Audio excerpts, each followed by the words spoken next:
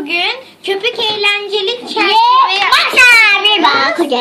Böyle ilk defa herhalde yeni çıktı. İlk defa görüyoruz biz oyuncakçılarda. Çok Kum güzel. çerçeve görmüştük ama köpüğünü görmemiştik. Belki vardır da biz görmemiştik. Evet. Geçen oyuncakçıya gittiğimizde fark ettik.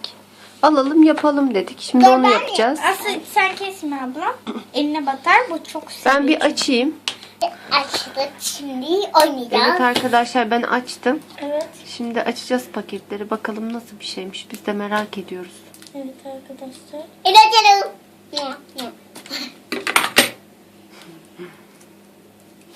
Köpekler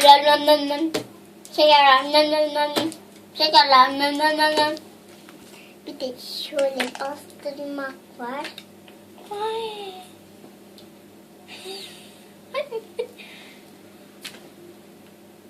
Ne kadar ilginç bir şey. Bakayım. Böyle. Slime gibi. Evet, koy bakalım hadi. Anne ben oynayayım mı bir kerecik? Sen de öbürünü aç da oyna. Nasıl yaptım?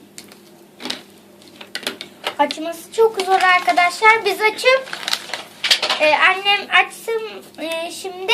Sonra size Şimdi arkadaşlar köpükleri açtık, size göstereyim. Şöyle sanki karıştı biraz arkadaşlar renkleri. slime'ın içinde ufacık ufacık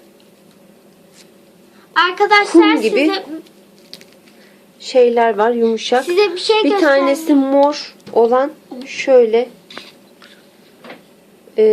kurumuş, mor olanı attık. Diğerlerini şimdi Özgü ile Aslı yerleştirecek, size gösterecek. Anneciğim şöyle bir kısmını alıyorsunuz. Ben eline yerleştireyim mi? Şöyle mesela ne yapalım? Şu kızın oraya değil. ne yapalım? Kızın neresi? Giysisi değil mi? Şurası. Şu şekilde şöyle elinizle yayıyorsunuz. Anne ben yapacağım. Hadi sen de yap anneciğim. Sen de çiçeğini yap. Şuraya çiçeği yap. Sarıyı yapacaksın. Ablam ortayı yapmayacaksın. Ortayı hangi renk yapacağız? Mor yok. Morumuz Biz de yok. Mor kırmızıyla. kurumuş. Kırmızıyla yapalım. Biraz. Az bir şey koyuyorsun. Tamam anne, tamam. Hadi yapayım da. Tamam. Biraz çok fazla mı koydum? Biz bunu biraz ilerletelim. Yine size göstereceğiz. Arkadaşlar yaptık. Evet arkadaşlar, yaptık şöyle. Özgü göster.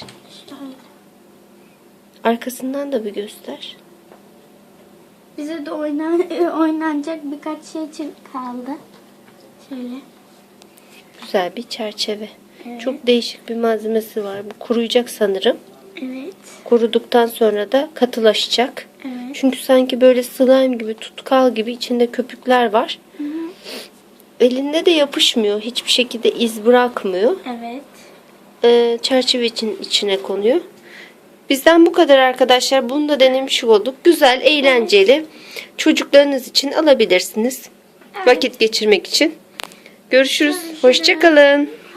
Ye bizi istemeyi unutmayın. Abone olmayı da unutmayın. Bay bay.